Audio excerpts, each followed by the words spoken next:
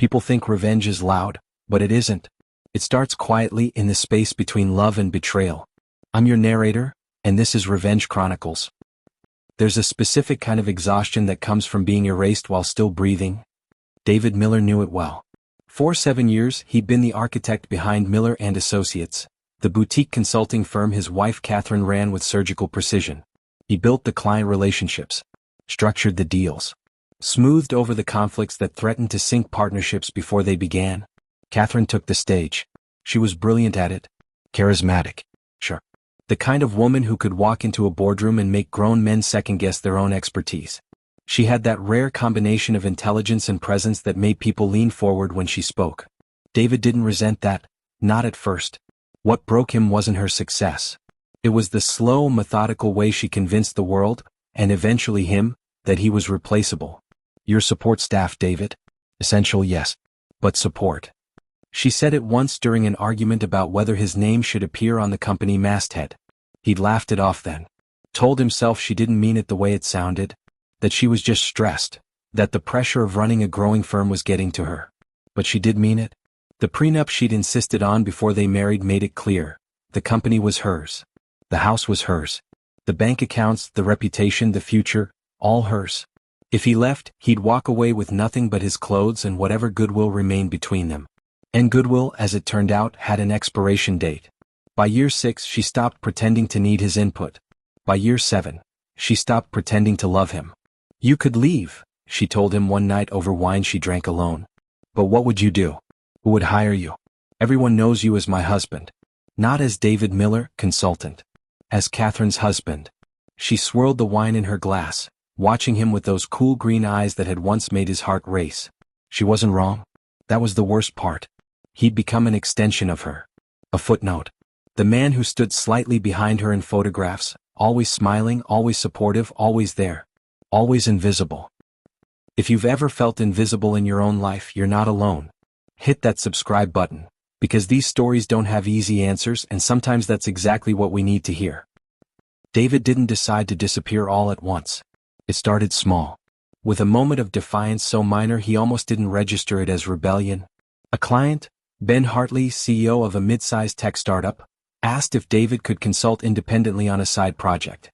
Nothing that competed with Miller & Associates. Just some strategic planning for a new product launch. Ben had always worked with David specifically, appreciated his methodical approach, his ability to see 3 moves ahead. Catherine had said no on his behalf, without asking. David found out during a conference call when Ben mentioned being disappointed that David wasn't available. Catherine said you were too busy with other commitments, Ben had said. David had smiled through the call. Professional. Composed. Then he'd called Ben back privately. I'm available, he'd said. Let's talk. He registered a Shell LLC in Delaware that week. DN Consulting Group. Simple. Anonymous. The client paid well. Referred him to another. Then another. Within 6 months, David had his own income stream. Nothing massive. Maybe $40,000 in revenue. But enough. Enough to stop feeling like a kept man in his own marriage. He didn't tell Catherine. There was no point. She'd find a way to take credit for it, or worse, find a way to shut it down. Claim it was a conflict of interest. Threaten the clients. She had that kind of power now. The kind that came from being the face of a successful company. So he kept it quiet. Professional and clean. And while he worked, he watched. Catherine had always been meticulous, but she'd grown careless. Sloppy in the way people do when they believe no one's paying attention. She billed clients for hours he worked.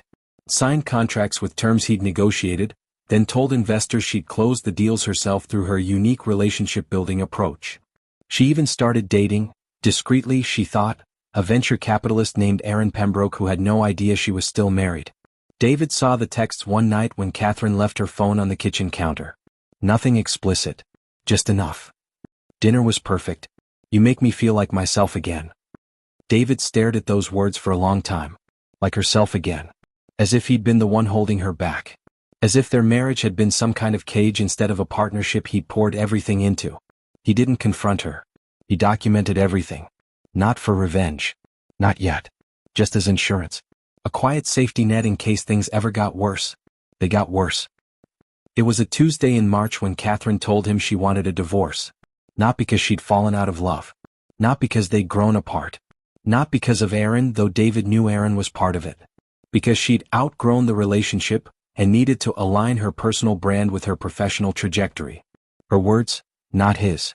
They were sitting in the dining room of the house they'd bought together, though only her name was on the deed. She'd poured herself a glass of Chardonnay. Hadn't offered him one. "You'll be fine," she said, as if she were letting an employee go with a decent reference. "The prenup is clear. You'll get nothing from the business, but I'm not vindictive. I'll give you 30 days to find a place. That's more than fair." 30 days. 7 years of work. Of partnership. Of building something together. Of late nights and early mornings and sacrificed friendships and family holidays spent working. 30 days. David looked at her across the table, this woman he'd once loved so completely he'd signed away his future to be with her, and felt nothing. Not anger. Not sadness. Not even disappointment. Just clarity. Cold, sharp clarity. "Okay," he said. Catherine blinked. She'd been expecting a fight. Tears maybe. Begging. "Okay." She repeated. "Okay," David said again. "I'll start looking for a place tomorrow." He stood up. Left the dining room. Went to the guest bedroom where he'd been sleeping for the past 3 months. And that night, he began to disappear. It wasn't dramatic. David didn't pack a bag and run. Didn't drain the accounts, he couldn't anyway. Didn't smash anything or leave a note or make a scene. He did something worse. He erased himself, methodically. Step by step. Client by client. First he made a list. Every major account he'd personally managed. Every relationship he'd built. Every contract he'd structured. Then he reached out. Not all at once. That would have been obvious. One conversation at a time. Professional, courteous, personal. "Hi Julian, it's David. I wanted to give you a heads up. I'm transitioning to independent consulting. I've really valued our work together, and I wanted to make sure you had my new contact information if you need anything going forward." Most of them already knew. They'd always known. Catherine might have been the face of Miller and Associates, but David had been the foundation. The person who understood their businesses. Who remembered their kids' names. Who called on birthdays. Who delivered results. Ben was the first to make the jump. "I was wondering when you'd go out on your own," he'd said. "Send me the paperwork. Let's make it official." Within 72 hours, Miller and Associates lost 60% of its active contracts. Catherine didn't notice right away. She was busy with Aaron. Busy with a speaking engagement at a tech conference in San Francisco. Busy being Catherine Miller, CEO and thought leader. By the time she checked her client roster, half of them were gone. Next came the digital infrastructure. David had built the company's CRM system from scratch. Managed the cloud storage. Handled the IT security. Set up the automated billing. Configured the backup systems. He didn't delete anything. That would have been illegal. Sabotage. And David wasn't interested in breaking the law. But he did transfer administrative access to a neutral third party, a managed IT service he'd contracted with 2 weeks earlier. Then he revoked his own credentials and sent Catherine the contact information for the new provider. Professional, clean and legal. Catherine woke up one morning unable to access her own client files. She called him. He didn't answer. She texted asking what the hell did he do with the system. He replied hours later. Transitioned IT management to a professional service. Their contact info is in your email.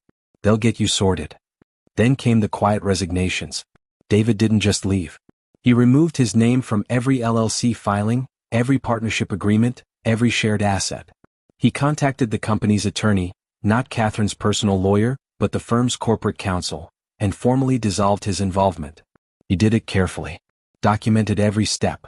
Made sure everything was witnessed, notarized, legally binding. No severance. No exit package. No drama. Just a legal, binding separation from Miller and Associates. By the time Catherine realized what was happening, David was already gone. Not missing. Just absent. She called him 17 times the first day. He didn't answer. She showed up at the apartment he'd rented under his LLC's name. A modest 2-bedroom in a neighborhood she'd never visit. He wasn't there. He was working. Meeting with clients. Building. Moving forward. She sent emails. Texts. Threats disguised as concern. "You can't just abandon the company, David. We had an agreement. You're making a mistake. You'll regret this. People are asking questions. You need to come back and handle this properly. This is unprofessional. You're damaging my reputation." He responded once. Just once. "I resigned. Legally. You have the paperwork. Good luck, Catherine. And then he blocked her. For 2 weeks, Catherine scrambled. She hired a crisis PR consultant, Jennifer something, a woman with a sharp bob and sharper rates. She told investors David had taken a personal leave to deal with family issues, mental health struggles, burnout. The pressure had gotten to him. She even posted on social media about the challenges of running a business while supporting a struggling spouse. Sometimes the people we love need space to heal. I'm focusing on the company and sending positive energy to those who need it. Mental health matters leadership. The world bought it, for a while. The comments were sympathetic, supportive. You're so strong for supporting him through this. Not all heroes wear capes. He's lucky to have you. Catherine loved it. The attention. The admiration. The narrative of the devoted wife standing by her troubled husband. But David had planned for this. He'd scheduled emails. Time-delayed releases of documents. Not all at once. Just a slow drip. One piece of evidence after another. Contracts showing Catherine's name on deals he'd closed. Billing records showing his hours attributed to her. Testimonials from clients stating clearly who they'd worked with. Project files with his notes, his strategies, his fingerprints all over them. Nothing illegal. Nothing stolen. Just the truth. Delivered quietly. Methodically. To investors. To journalists. To industry peers. One by one, investors started asking questions. Why did David Miller leave so suddenly? What happened to the clients he managed? Is Miller and Associates facing internal turmoil? Who's actually running operations now? Journalists picked up the story. Trade publications first. Then bigger outlets. Miller and Associates loses key clients after founder's husband departs. Questions swirl around Catherine Miller's leadership. Is Miller and Associates built on one person's work? Catherine's carefully constructed image began to crack. And David? David was gone. Not in hiding. Not on the run. Just living under a new name, consulting independently, far from the spotlight she'd always craved. He'd legally changed his name to David Marshall. Filed the paperwork. Updated his credentials. Started fresh. He didn't plan to punish her with jail. He planned to punish her with silence. With absence. With the slow, creeping realization that she'd built her empire on someone else's foundation. Then Catherine made her move. She didn't claim he was dead. Didn't file a missing persons report. She was smarter than that. She went on television. A live interview on a midday business talk show. Business Today with host Amanda Chin. Hair perfect. Makeup immaculate. Voice steady. The picture of composed professionalism. I want to address the rumors, she said, looking directly into the camera with those practiced green eyes. My husband, David Miller, embezzled funds from our company and abandoned me out of guilt. I've been trying to protect him, to give him space to come forward and make things right, but I can't stay silent anymore. I have documentation. I have proof. And I owe it to our investors and clients to be transparent. Amanda leaned forward, appropriately concerned. That's a serious accusation, Catherine. What kind of evidence are we talking about? Catherine produced a folder. Thick, official looking. Bank transfers to offshore accounts. Falsified expense reports. Diverted client payments. I've turned everything over to our attorneys and to law enforcement. I wanted to believe in him. I wanted to think there was another explanation. But the evidence is overwhelming. She presented selectively edited financial records. Bank transfers that looked suspicious without context. Transfers David had made to his LLC, which looked like theft if you didn't know about his independent consulting. Emails that read like admissions of guilt when stripped of their surrounding conversation. I've moved the Hartley payment to a separate account. What Catherine didn't show was the email chain explaining that Ben Hartley had requested his payments go directly to David's independent consulting firm. Catherine doesn't need to know about this yet. What Catherine didn't mention. David had been talking about keeping his new LLC quiet until he was ready to formally resign. The world turned on him. Articles appeared within hours. Catherine Miller's husband accused of embezzlement. Miller and Associates founder speaks out against fugitive spouse. Where is David Miller? Tech consultant allegedly steals from own wife's company. Social media exploded. Twitter, LinkedIn, Reddit. Everyone had an opinion. Men really can't handle successful women. He was probably jealous of her success. Classic narcissist. Steals credit, then steals money. She's better off without him. David wasn't missing. He was in a coffee shop in Portland. He'd relocated 3 weeks earlier, watching his reputation burn in real time on his laptop. His phone under his new name stayed silent. But his old identity was being destroyed online. Friends from college reached out. David, what's going on? Is this true? Former colleagues. I can't believe this. How could you? His brother called. Left a voicemail. David, Mom saw the news. She's devastated. Please call. Please explain what's happening.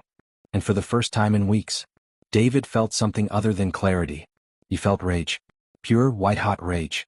Not because Catherine had lied. He'd expected that. But because she'd weaponized something that mattered to him.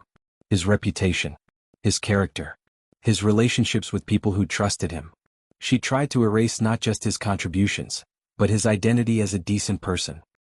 There were two options. Step forward. Clear his name. Present the full financial records, the contracts, the testimony from clients who knew the truth. Prove that every dollar he'd transferred had been legally his. Show the emails in their full context. Demonstrate that Catherine had been the one manipulating records, not him. But that meant giving Catherine exactly what she wanted. Attention. Relevance. A stage. A battle she could spin into a narrative of betrayal and redemption. Or stay silent. Let his reputation burn. Let the world believe her lies. Let David Miller, the old David Miller, die in disgrace. And remain free as David Marshall. David sat with that choice for 3 days. He didn't sleep much. Ate vending machine food. Sat in his small apartment and thought. About who he was. Who he wanted to be. About whether a name mattered more than peace. About whether justice mattered more than freedom. His mother called again. He didn't answer. His brother sent texts. David, please. Just tell us you're okay. Ben Hartley sent an email to David's new address. I don't believe what she's saying. I know who you are. Let me help. That was what decided it. Not the rage. Not the desire for vindication. The fact that good people, people who has trusted him, worked with him, believed in him, were suffering because of Catherine's lies. In the end, it wasn't a dramatic decision. It was simple. He called a lawyer. The lawyer's name was Rebecca Ortiz, a litigation specialist who'd been recommended by Ben Hartley. She was in her 50s, gray-haired, with the kind of calm competence that came from decades of courtroom experience. They met in her office in downtown Portland. I've seen the interviews, Rebecca said, sliding a legal pad across her desk. Tell me your side. David did. Everything. The 7 years of work. The gradual erasure. The prenup. The independent LLC. The careful legal resignation. The scheduled document releases. Rebecca listened. Took notes. Asked pointed questions. Did you transfer any money that wasn't legally yours? No. David answered. Did you access any accounts after you resigned? No. Did you sabotage the company's systems? No. I transitioned everything to a professional IT service. Rebecca nodded. Good. That's all very good. But here's the problem, she's made this public. Which means if we fight this, it'll be public too. Messy. Expensive. Time-consuming. I know, David said. And there's another option. You're legally David Marshall now. You could just let David Miller go. Let her have that narrative. Move forward with your new identity and your new business. David had considered that. For 3 days, that's all he'd considered. There are people who believe in me, he said quietly. Good people. My family. My clients. They're defending me online and they're getting attacked for it. I can handle the damage to my reputation. But I can't let them suffer for trusting me. Rebecca smiled slightly. Then let's fight. The lawsuit wasn't for defamation, though they could have filed one. It was a request for a formal financial audit of Miller and Associates, conducted by a neutral third party, with all findings made public. Rebecca filed the motion that week. Catherine fought it. Of course she did. Her attorneys argued that the audit was unnecessary, invasive, and motivated by spite. That David had no standing to request it since he'd resigned. That it would damage the company's reputation and harm innocent employees. But the court sided with David. The documents Rebecca presented were clear. The separation had been legal. The transfers had been documented. And Catherine's public accusations had opened the door to judicial scrutiny. If Ms. Miller is making public claims of embezzlement, the judge said during the hearing, then a public accounting seems not only reasonable but necessary. The audit was ordered. Catherine's face in the courtroom was stone. But David saw the flicker of panic in her eyes. She knew what they'd find. The audit took 6 weeks. A team of forensic accountants from a Big Four firm went through every transaction, every contract, every invoice from the past 7 years. David waited, worked, built his new business under his new name. Ben Hartley became a regular client, referred him to others. Word spread quietly through the industry. David Marshall was the guy you called when you needed real strategic consulting, not just flashy presentations. His family slowly began to understand. His mother called, relieved just to hear his voice. His brother visited Portland, and they had dinner at a quiet restaurant where David explained everything. "You could have told us," his brother said. "I know. I just needed to handle it myself first. She's still on TV, you know, playing the victim." "I know. It's going to feel good when the truth comes out." David shook his head. "I don't think it will. I think it's just going to feel like the end." When the results were released, they were devastating. Not because David had embezzled. He hadn't. But because Catherine had. Small amounts over several years. Redirected consulting fees that should have gone to subcontractors. Inflated expense reports. Dinners with Aaron billed as client development. Personal purchases charged to the company card. Bonuses paid to herself without board approval. Nothing criminal technically. The amounts were small enough, scattered enough, that prosecution would be difficult. But unethical. Damaging. Indisputable. The report also revealed something else. The majority of Miller and Associates' major deals had been negotiated and structured by David Miller. Catherine had been the closer, yes, the face. But the work had been his. The investors pulled out. Every single one. The media retracted their stories. Some issued corrections. Others quietly deleted articles. Catherine didn't go to prison. She didn't lose everything. But she lost the image. The reputation. The carefully curated persona she'd spent years building. Business Today invited her back for a follow-up interview. She declined. Aaron Pembroke quietly ended their relationship. The company shut down within 3 months. And that, David realized, was the only punishment that mattered to her. Not jail. Not poverty. But irrelevance. They saw each other once more. In a courthouse hallway, 6 months after the audit. Final divorce proceedings. A formality at this point. The prenup still stood. David got nothing from the company, but there was no company left to get anything from. Catherine looked smaller somehow. Older. The polish was still there, but the foundation had cracked. She wore a gray suit instead of her usual bold colors. Her hair was shorter. Less styled. David didn't feel triumph. Didn't feel vindication. He just felt tired. She stopped a few feet away. Her attorney was somewhere behind her, probably taking a phone call. For a moment, neither of them spoke. Then Catherine said quietly, "You could have just left. You didn't have to destroy me." David looked at her. Really looked at her, at the person he'd once loved so completely. "I didn't destroy you, Catherine," he said. "I stopped building you." Her face didn't change. But something shifted in her eyes. Understanding, maybe. Or just acceptance. "Was it worth it?" she asked. "All of this?" David thought about that. About his new life. His new name. The clients who valued him. The freedom of building something that was actually his. "Yes," he said simply. They had no more words after that. They walked past each other. Strangers in a hallway. Two people who'd once promised forever and ended up here. The marriage was over. Not because of violence. Not because of revenge. Because the truth had finally been spoken out loud. And neither of them could unhear it. David Marshall, he thought of himself that way now, not as David Miller, didn't become a hero. Didn't write a book or give a TED Talk or start a podcast about toxic relationships. He kept consulting. Built a small, steady business with a handful of loyal clients. Hired an assistant.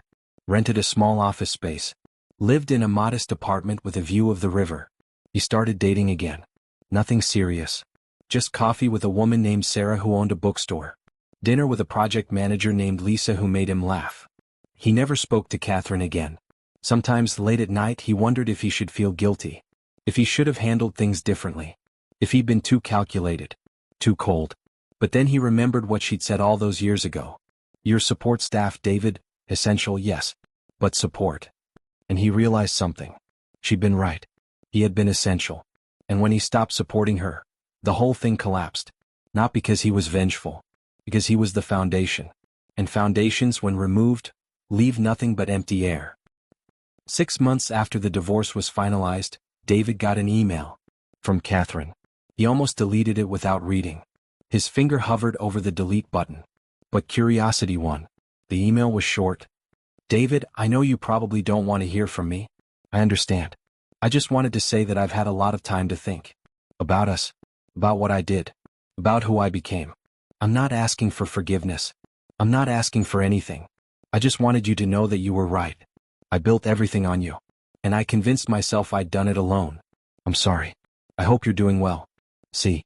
David read it twice. Then he closed the email without responding. Not out of spite, but because there was nothing left to say. Some apologies come too late. Some bridges, once burned, can't be rebuilt. And that was okay. A year after everything ended, David Marshall sat in his office, reviewing a proposal for a new client. His assistant knocked on the door. David? Your 3 o'clock is here. He looked up, smiled. Thanks, Rachel. Send them in. The client was a young entrepreneur. Nervous, eager, building something from scratch. David recognized that hunger, that hope. So, he said, gesturing to the chair across from his desk, tell me about your vision. And as the young woman began to speak, David listened, really listened, the way someone had once listened to him back when he was just starting out, back when he still believed in partnerships and shared dreams. He would help this person build something real, something with their name on it, something that couldn't be taken away. Because David had learned the most important lesson of all. You can't build your life on someone else's foundation, and you can't let someone else build theirs on yours. If this story made you think about the difference between reputation and identity, consider sharing it. Sometimes the quietest exits leave the loudest echoes. In the end, people don't disappear. They transform. This was my story. This was Revenge Chronicles, where consequences find their way home.